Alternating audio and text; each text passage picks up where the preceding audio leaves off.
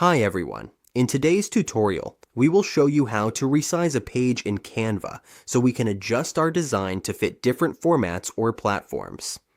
Whether we are switching to social media dimensions or print sizes, resizing is quick and easy.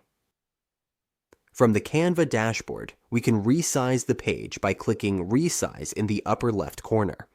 We just need to click the Resize button, and here we can see the option to resize, translate, and transform our design. We can choose to resize and then select the size we want.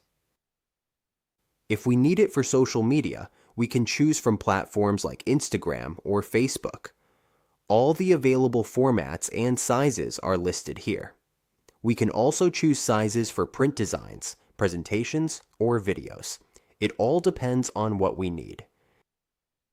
If we want a custom size, we can select the custom size option and set it up as needed.